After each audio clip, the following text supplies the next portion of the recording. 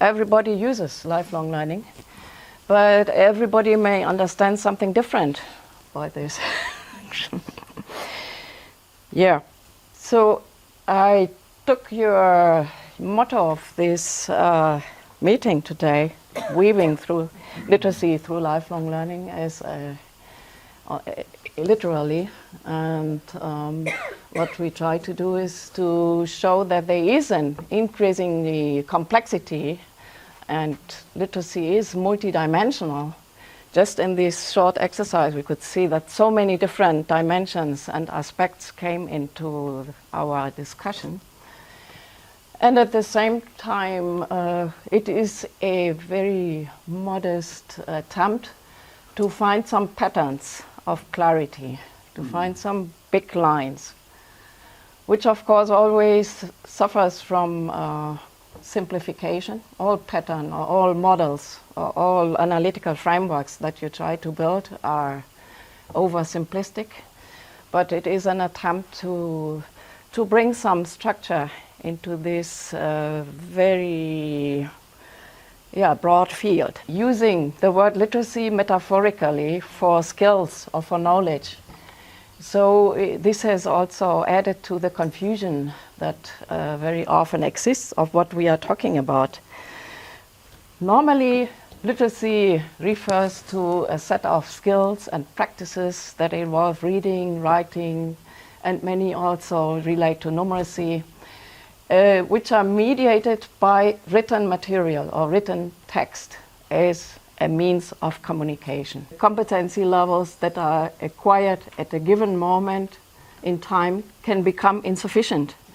People in the last century were happy with primary education or with lower secondary education, and this was enough for them to do what they wanted to do in their lives, to sell fish at the market or whatever.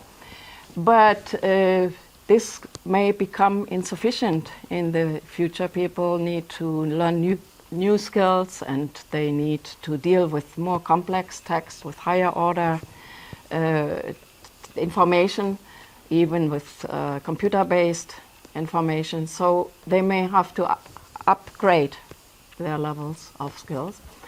And some are maybe also outdated, or even people who are working in areas or living in contexts that are not promoting written language very much, or people have not really become also sustainably literate at school, and they try to avoid dealing with written text, and others are doing this for them. They might lose the levels that they have already achieved. So yeah, the good news is, of course, you can still learn at later age, but you can also lose the competency levels that you have already gained by not using them on a regular basis. And we all know this from our own experiences. So, and we can see in the 21st century that written language increasingly becomes a prerequisite for people in many contexts to upgrade their knowledge and competencies, and also to new demands that come up in their lives or at their workplace in the different contexts. Or many people need to move away from their original place in the rural areas. They move to the cities, or they move to other countries. They are displaced, refugees, or whatever. So they need to adjust and have at least the basic skills to be able to do this. It's not only about a very elementary level where people get a 3-month course and then they are ticked off as literate, and next year they come back because they are still not automatic readers, no? And they cannot do what they wanted to learn it for. So the new Sustainable Development Goals and the Framework for Action for the Education Goal has one target on literacy, on youth and adult literacy. And the member states or the countries, the governments, are requested to report on the percentage of population in a given age in a given age group achieving at least a fixed level of proficiency in literacy and numeracy. Yeah, literacy is situated as social practice. This is the third dimension of this second branch. And this means that literacy is seen as a social practice which is always embedded in collective action. I think this has become very clear in the discussion this morning, as a purpose. And this requires to pay attention to, or more attention to, how literacy fits into learners' lives and what they do, what they mean to do, what they aspire to do, and also the difficulties that they may have need to be taken on board. We continue to say we have 100%, even though we have 15 million people. Exactly, and we can see this also in other countries. Yeah. No? But actually the testing that we have looked with some suspicion at, because we know it has become a big business and it has also narrowed down the focus of what we mean by literacy, but it has helped us to bring it back to the policy agenda. No, we should be aware of this. Also, the development of partnerships. It's not only Ministry of Education that is, it's of course the key ministry that is responsible, but other departments and other institutions should also be engaged in helping to develop literacy or core competencies. No? And ideally, it is also happening with a long-term financial stability and continuity, so that systems can be built and that human resource capacity can also be developed within this long-term horizon. Literacy as part of national development strategies is going beyond the education sector. This is ideally the case, where above all in countries that have still very strong literacy challenges, to integrate the literacy and numeracy or basic competencies into other development agencies or work. No? And there are many good practice examples where this is already happening.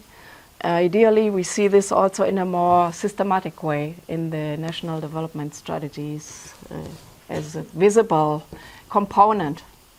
Very often it is not visible, but when they start to work in health or when they start to work with agricultural extension training, they find out that their trainees don't know to read and to write, and then they run and try to find a solution. So it is coming back. This is working very nicely for people because it is bringing life and learning closer together. And this is what the whole idea is of lifelong learning. There are some efforts to amplify the emphasis on the demand side of what Peter Easton calls a demand side. He has emphasized this very much. People are not very often motivated to become literate. We need to create some kind of incentives in the environment, in this community, through policy measures, but also through concrete offers, to make literacy necessary or desirable for people, because it means taking an effort and not a very short effort. We need to engage them for a longer time to get to a level that is sustainable and helping them to do what they need to do. It's not enough to have an excellent program.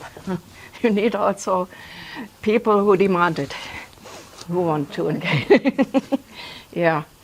From the questionnaires that member states have filled in and sent to us, that 85% of the respondents think that literacy and basic skills are a top priority for their adult learning and education programs, which is interesting trend.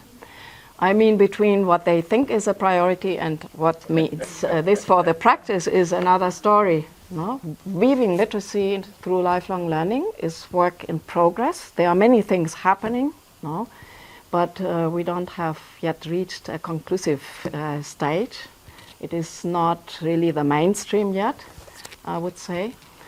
But it is, of course, the movement to bring learning closer to people's lives. No? I think this is maybe the motto that I would summarize. And this means also the demand side is to get more attention in the future. No? Yeah. And through multi-sector approaches, literacy learning can become more meaningful, motivational, and natural, particularly for disadvantaged learner groups. To make it, yeah, I think that's well it. done. Thank you very much.